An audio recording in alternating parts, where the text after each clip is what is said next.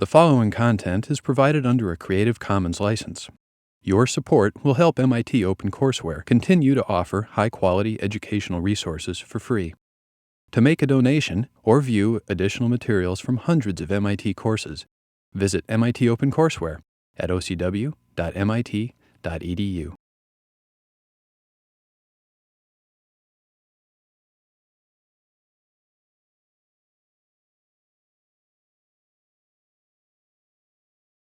Hello, and welcome to 507 Biochemistry Online. I'm Dr. Bogdan Fedelesh. Let's metabolize some problems. Today, we're going to be talking about problem 2 of problem set 4. Here, we're going to be discussing in detail the mechanism of HMG-CoA synthase, a key enzyme in central metabolism responsible for making the 5-carbon building blocks from which all sterols, such as cholesterol and steroid hormones, are made. HMG-CoA synthase catalyzes the following reaction. It takes acetyl-CoA, which we're going to encounter a lot in the central metabolism, and combines it with acetoacetyl-CoA, another thioester. In this process, the one molecule of CoA is lost, and we get the product hydroxymethylglutaril-CoA, or HMG-CoA. As you notice, the initials H, M, and G are part of this name. To help us understand the mechanism, a crystal structure of this HMG-CoA synthase is provided in this problem, and it's shown here.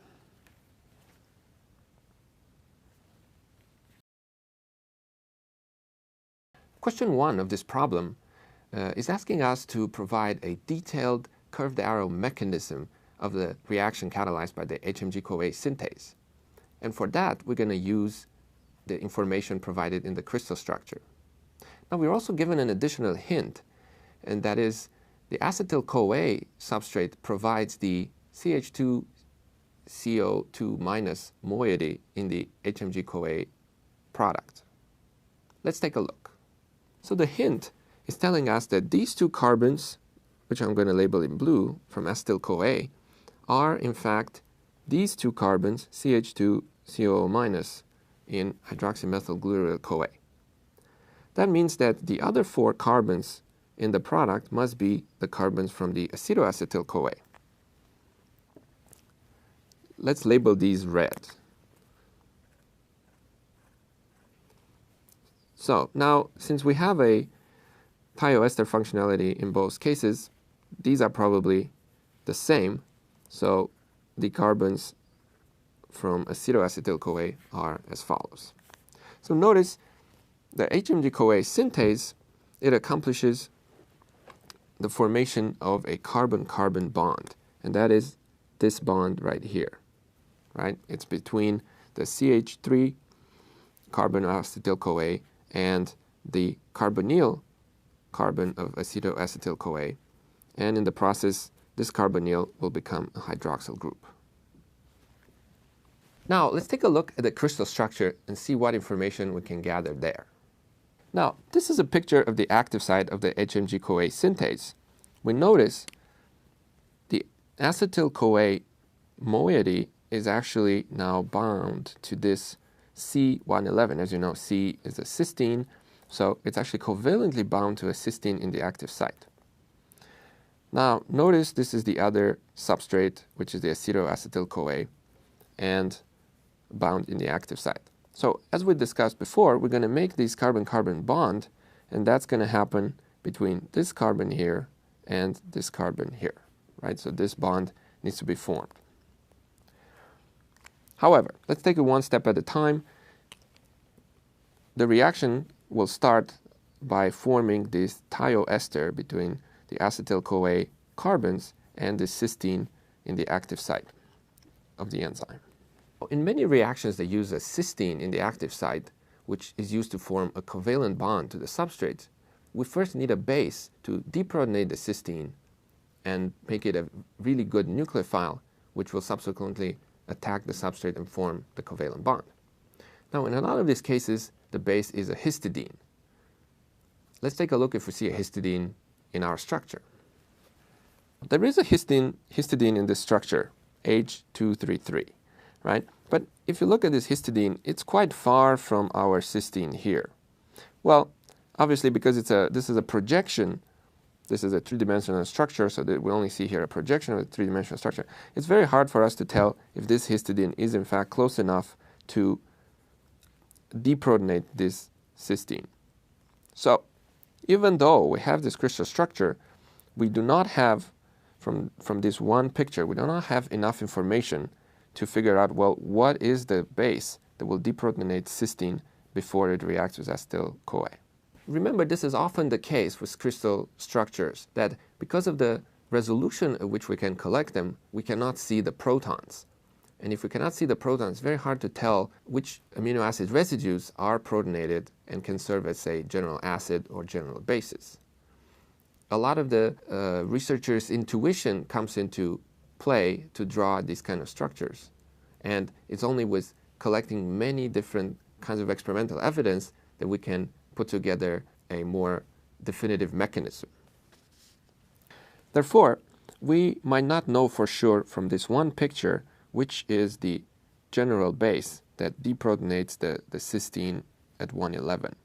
So we're not going to assign it for now. Let's try to write the mechanism for that part.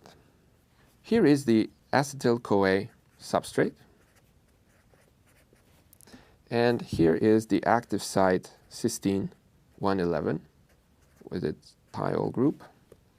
And again, we're not going to assign it, but there will be a base in the active site of the enzyme that will need to deprotonate this cysteine before it can react. Therefore, the reaction first involves activation of the cysteine, you deprotonate it, and then cysteine can attack the thioester and form a tetrahedral intermediate. As we've seen it before, for a lot of these reactions involving thioesters, in the first step, we will form 4 bonds to this carbonyl carbon.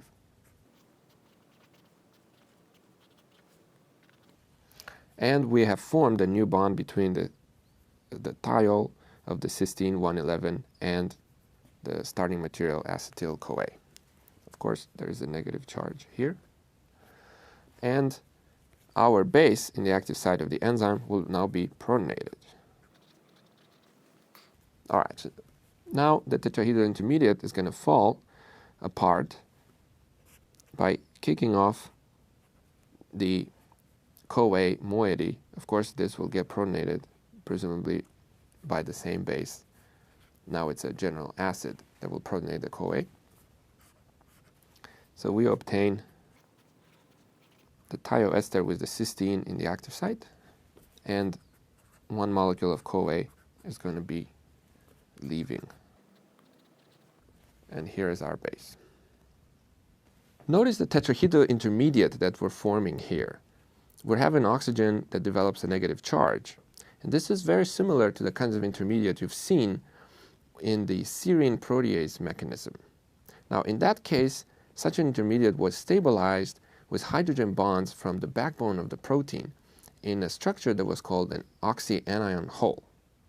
Now, let's take a look at the crystal structure of HMG-CoA to see how a tetrahedral intermediate might be stabilized. Here is the acetyl of the acetyl-CoA substrate. The acetyl now is bound to the cysteine 111 here in the active site. Now, let's take a look if there are any other residues close enough to this oxygen. One of them that's shown here is this NH, which belongs to an amide bond, the backbone amide, and that's part of the amino acid serine 307. So this distance here, see 3.06 angstrom, it's actually close enough for a fairly good hydrogen bond. Presumably, this interaction will stabilize the binding of acetyl-CoA in this region of the active site and may also be involved in catalyzing that the reaction with the cysteine by stabilizing the tetrahedral intermediate. In that case, this distance will have to become even smaller, that is to form a really good hydrogen bond on the order of like 2.6, 2.7 angstrom. Since this is only one snapshot of the reaction we don't have enough information to tell if this is a key catalytical interaction. Once acetyl-CoA has reacted with the enzyme and has formed a thioester with the cysteine 111, we're now ready to proceed with the reaction and form the carbon-carbon bond. Let's take a look. So in the next step of the reaction, we want to form a carbon-carbon bond between this methyl group here and this carbon of the carbonyl of the other substrate. So first of all, we need to deprotonate this methyl group, right? We're going to form an enolate. Then the enolate is going to attack this carbonyl. Once again, we look for a suitable base, and we see, for example, this glutamate 79 may be, in fact, serving as a general base to deprotonate the methyl group here and form the enolate. Once that the enolate is formed, it's going to attack this carbonyl, and this oxygen is going to start developing a negative charge, which needs to be compensated by a general acid. And it looks like this histidine 233 is close enough to donate a proton and generate an hydroxyl group here. All right, so let's try to write a mechanism based on what we just said.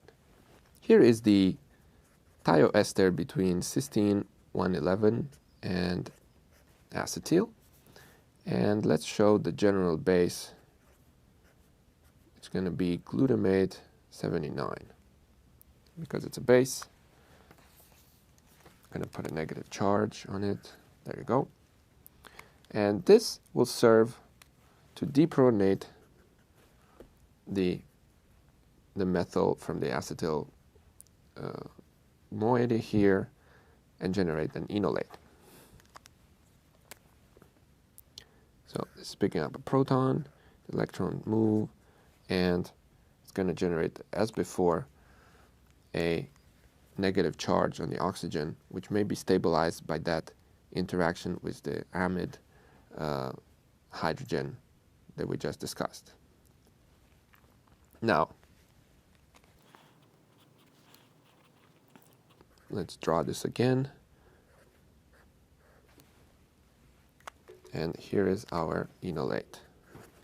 In the next step, the enolate now is going to attack the carbonyl of the acetoacetyl-CoA and form the carbon-carbon bond. All right, this is the acetoacetyl-CoA. And we discussed that there, next to this oxygen, there is our histidine 233, which we're going to show it as being protonated. Therefore, the reaction proceeds as follows. Here we're forming the carbon-carbon bond. Then the carbonyl is going to, the oxygen is going to pick up the proton from the protonated histidine and is going to form a hydroxyl group. Therefore, we get cysteine 111 is still attached to what is now the HMG-CoA product. So this is our carbon. This is the new carbon-carbon bond. We have here a methyl group. We have the new hydroxyl, which were formed here, and the rest of the molecule. And our histidine, it was protonated here. Now it's going to be deprotonated. So we just saw how the carbon-carbon bond is formed in the course of this reaction. And now we're left with a 6-carbon thioester with the cysteine 111 in the active site of the enzyme. Therefore, the last step of the reaction would involve hydrolysis of this thioester to free the product and regenerate the cysteine. So for the last step, we need to hydrolyze this thioester, and for that we're going to need to activate a water molecule. Once again, we don't know, here is the water molecule, we don't know what's the general base, the residue in the active site, which removes this proton from water to allow it to attack the carbonyl of the thioester. So we're going to call it like a general base attached to the enzyme. So this base is going to pick up proton from water, and then the water is going to add to the carbonyl and once again generate a tetrahedral intermediate.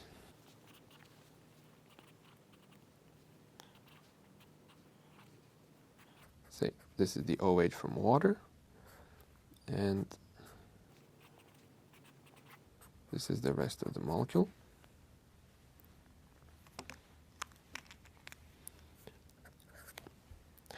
Once again, this is a tetrahedral intermediate, very similar to the one we saw in the first step when we formed this thioester, and presumably it's going to be stabilized in a fairly similar manner. Let's also show that this base attached to the enzyme is now protonated, and it will probably donate this proton to reprotonate the cysteine and reform the thiol group. So in the second step, the thiol takes the electrons and which picks up the proton from the general base in the active site. So at this point, we're just going to release the thiol of the cysteine 111, and the rest of the molecule is exactly our product.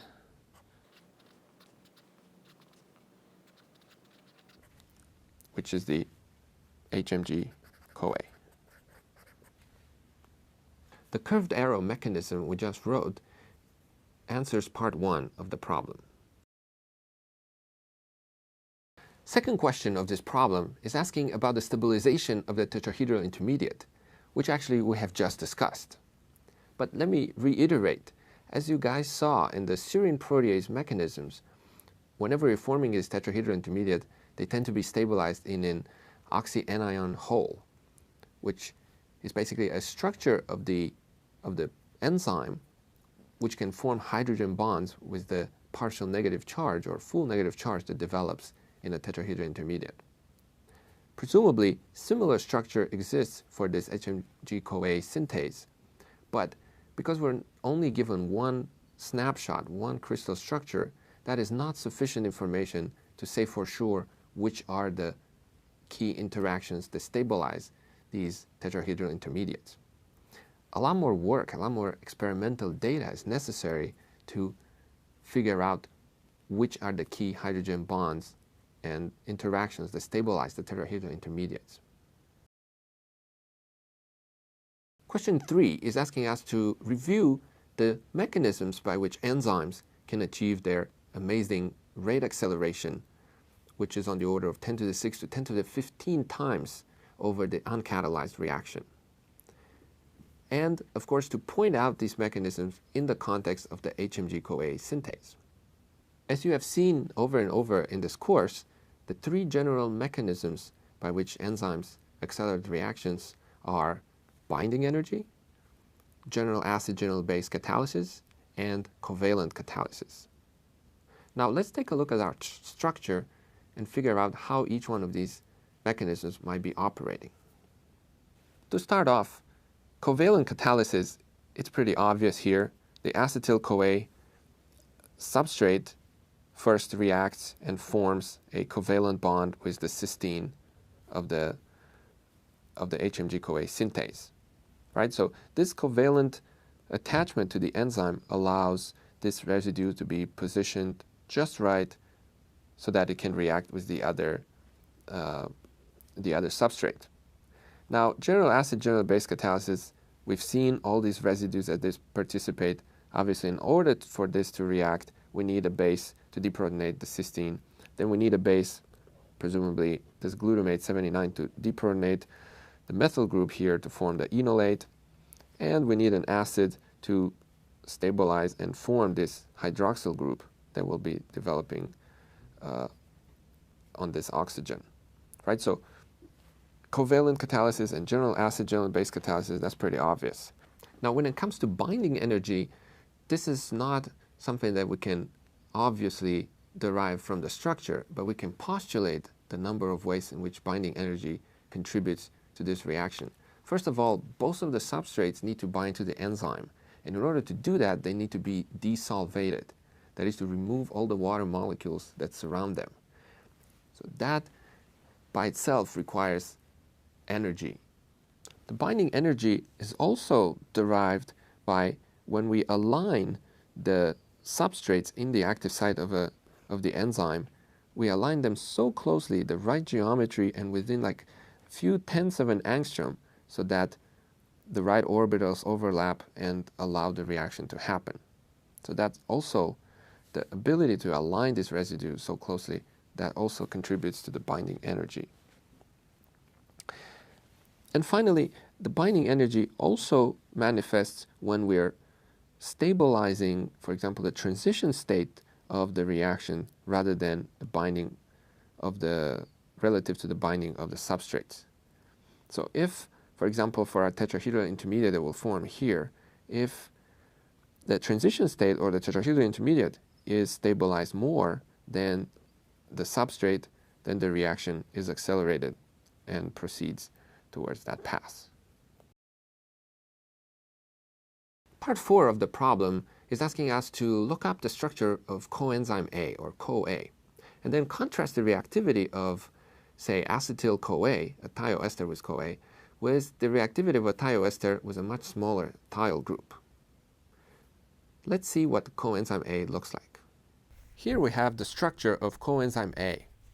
The business end of the molecule is this thiol group, which is attached to a substantially long arm. And at the end here we have, as you can recognize, two phosphates, the ribose and the base, adenine. This is a nucleotide, this ADP. There's also another phosphate here.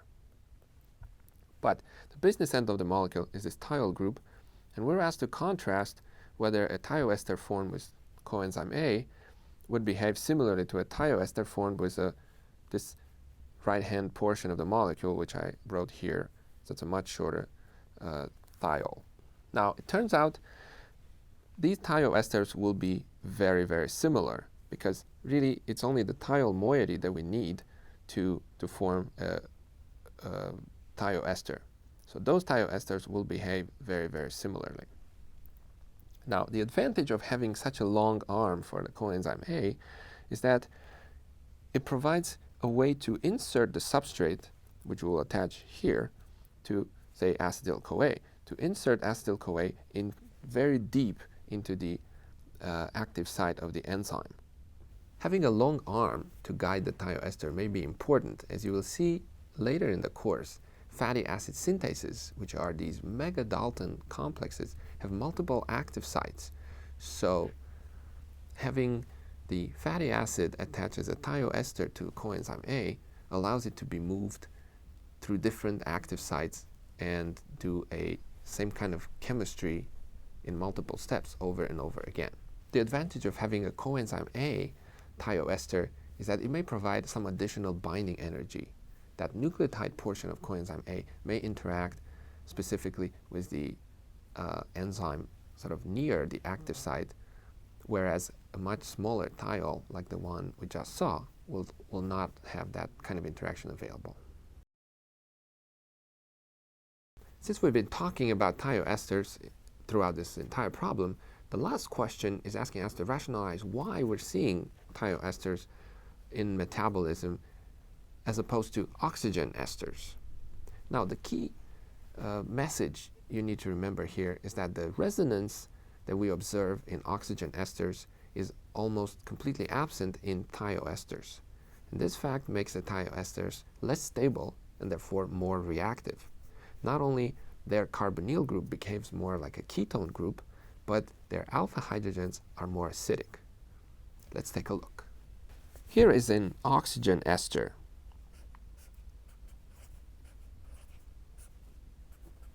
Let's show a proton in the alpha position. And as you know, the lone pairs on this oxygen can conjugate with the carbonyl group and form certain resonance structures, one of which being this one.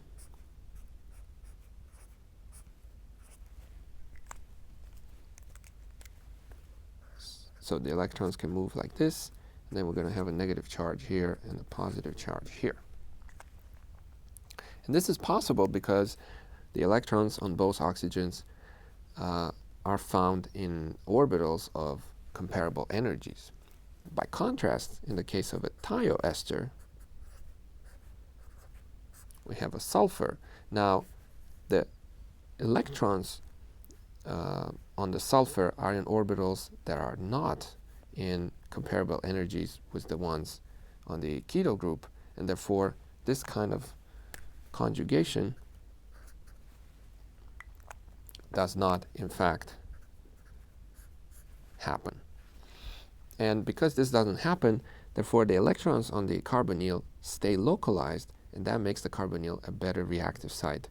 So it's a better electrophile to react with nucleophiles, behaves more like a ketone.